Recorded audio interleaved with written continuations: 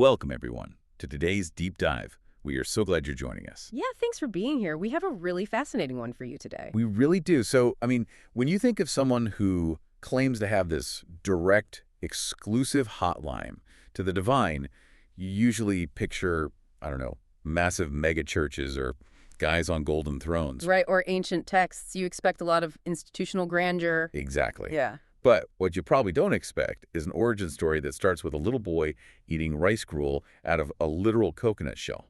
Wow. And Yeah. just because his family didn't own a single bowl. So today, we're unpacking this incredibly detailed, multi-part biographical account of a man named Narciso Olalo. It's a wild story. It really is. His life spans from the absolute, sheer extremes of poverty in the rural Philippines all the way to residing in Sydney, Australia. And here's the kicker: he claims to be God's #1 instrument on earth. Which is quite the title. And just to give you all a sense of our sources today, we are pulling from a really fascinating, eclectic mix of materials. Yeah, we've got a lot to go through. We do. We're looking at biographical video narrations, recorded sermons, personal testimonies from his followers, and most notably, these written messages that he purports are dictated directly from God. Right. And we should probably put a quick disclaimer out there before we jump. So, absolutely. Our goal today is not to, validate or debunk these spiritual claims. We're not here to arbitrate divine truth or take any sides. No, not at all. As an analytical deep dive, what we want to do is examine the anatomy of this belief system. We're looking at the immense psychological resilience required to survive his early life and how that profound hardship totally shaped his moral and spiritual framework. Yeah, because it's just such a compelling question, right? How does a boy who ate rice out of a coconut shell grow up to preach in gritty city bars, turn a plastic bucket into a boat, and then eventually claim a direct nightly line of communication with the divine? It's quite the trajectory. It is. And to really understand those spiritual claims, we have to start with the physical reality that forged this guy. Right. It starts with sheer survival. Exactly. So the story kicks off with his childhood. Around age 7, his family had to literally flee rebel forces in an area called Hingog. Which, ironically, was nicknamed Dreamland. Right. The irony is crazy. But they had to move to Bohol. And the stakes were incredibly high. Neighbors who stayed behind to protect their farms were reportedly killed. It was literal life and death. Yeah. So the family gets to Bohol with absolutely nothing, and the visceral details of this poverty in the sources are just staggering. They really are. The family was so destitute, they were surviving on malunggay. That's just moringa, right? Yeah, exactly. Moringa leaves. And it was flavored with nothing but lemongrass and salt. Just to have some kind of taste. Right. And they ate this single daily meal, this tiny cup of rice gruel out of discarded coconut shells because they possessed zero actual dishware. Wow. And, this wasn't a situation where the kids were shielded from the burden of survival either. At just 8 years old, Narciso took on an immense level of responsibility. They had to. Yeah, he would travel entirely alone to Tagbilaran City to sell these bundles of firewood. And he was selling them for 1.50 pesos each. Which is almost nothing. Almost nothing.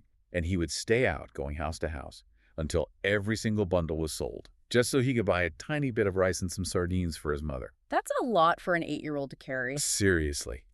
And because he's working as a farmhand at 3 in the morning and foraging for this firewood, he's obviously missing school. Of course. And when he actually does show up, his classmates just ruthlessly bully him for being absent. Oh, that's awful. But the sources say he never fought back. Not once. He claimed his religious convictions, told him God wouldn't want him to hurt others.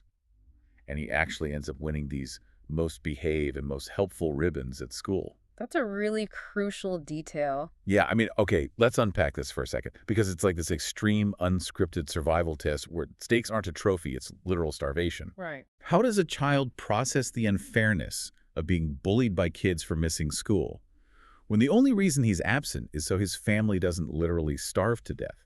That's the big question. If we look at the bigger picture here, early childhood trauma and severe deprivation often forge this kind of ironclad moral compass. Like a defense mechanism. Exactly.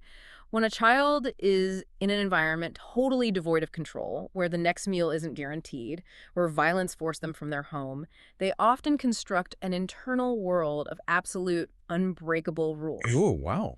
Yeah, so his choice of nonviolence, his hyper-responsibility toward his family, that set the entire psychological foundation for his later life. He learned that endurance and moral purity were his only armor. That makes total sense, and that directly seeds his later identity as a spiritual protector. Absolutely. But, there's a massive difference between surviving the natural elements of the province and surviving the moral decay of the city. Oh, yeah. The tests definitely shift. Oh, right. So as he grows up, his tests go from physical hunger to ethical temptation. He eventually works as a houseboy to fund his Bachelor of Science in Customs Administration. Which is incredibly hard work. Yeah. And during this time, he experiences this deep heartbreak. He had left a girl back home that he respected and, according to the sources, kept pure.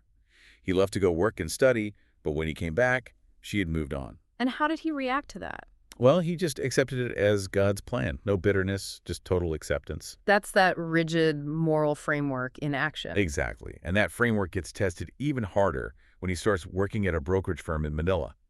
He's suddenly in this world of rampant corruption in the customs department. Right, the city bureaucracy. Yeah, and the sources say everyone from the guards to the examiners were acting as fixers, just completely corrupt. And he entirely refused to participate. He witnesses the worst of institutional greed and just rejects it. Totally. Yeah. But then there's this really striking detail. With his legitimate earnings, he would visit beer houses, which are basically these gritty city bars. Yeah. But he wasn't there to drink or partake in the usual vices. He would actually pay the table girls just to sit and sing or talk. He refused to touch them. Really? Yeah. And instead, he would preach to them. He'd ask why they chose this work, urging them not to shame their parents. And he claims to have saved many women this way. Wow, that's fascinating. But here's where it gets really interesting for me. I mean, it's like he's running a one-man undercover sting operation, but for saving souls instead of busting criminals. Right, right.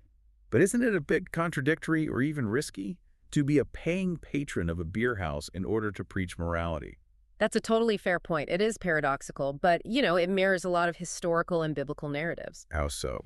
Well, think about spiritual figures intentionally wading into the darkest, most marginalized parts of society to extract people. He's not preaching from a safe, pristine pulpit. He's going directly into the perceived moral rot. I guess that's true. And there's a very clear pattern of saving others here. If we look back at the sources, there's a specific incident when Narciso was 9 years old. Oh, at the cave. Yes, at Hinagdanan Cave. Right. He saw a little girl drowning, pulled her out, and physically revived her. Wow, at 9 years old. Yeah.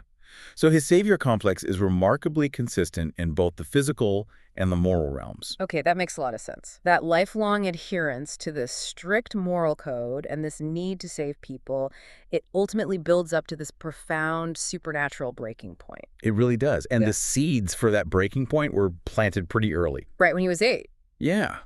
A rural healer, an albulario, told an 8-year-old Narciso that he had a special angel that looked exactly like him. That would definitely stick with you as a kid. Oh, absolutely. But the real pivotal moment comes decades later, in October 2010. The awakening. Exactly. Narciso describes this incredibly vivid spiritual journey. He says he was guided by angels to a dead end. Okay. And there, he saw Jesus appearing as a cloud. And Jesus commanded him to jump into this abyss where the dead reside. And he actually refused, right? He did. He refused, saying he just wasn't ready. That is wild to me. You're face to face with a divine cloud, and you just say, nah, not ready. Right. But Jesus apparently accepted that and sent him back to his body with something called the power of mind. Which is the ability to read people's sins and see the future, according to the sources. Exactly. But when he woke up, he was completely paralyzed. It took 3 days before he returned to normal. That sounds terrifying, like his body was just short-circuiting from the experience. Yeah, that's a good way to put it.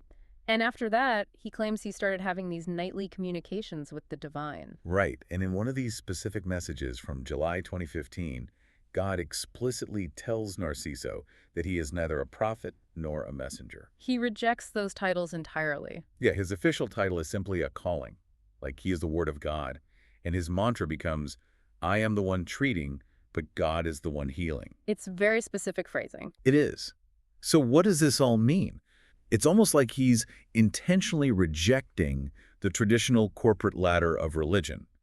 Why refuse the grand title of prophet if you're already claiming to speak directly to the divine? Well, I think there's some strategic brilliance or maybe genuine humility in that framing. How do you mean? By claiming to be just an ordinary person who has a calling, he aggressively distances himself from the false prophets that he's constantly criticizing. Oh, right, the ones who collect donations and exploit people. Exactly. He's completely insulating himself from that critique by refusing the title associated with it. That is smart. But then that leads to the next big question. If you claim to be God's ultimate instrument, but you reject all the traditional church structures, how do you actually prove it to your followers? Right. How do you build authority? Yeah. And for Narciso, the proof is in this intense physical hypercompetence. The jack of all trades blueprint. Exactly. According to an October 2016 message from God, the right way to live is to be just like Narciso, a jack of all trades. And he really takes that literally. Oh, the sources list an unbelievable array of skills.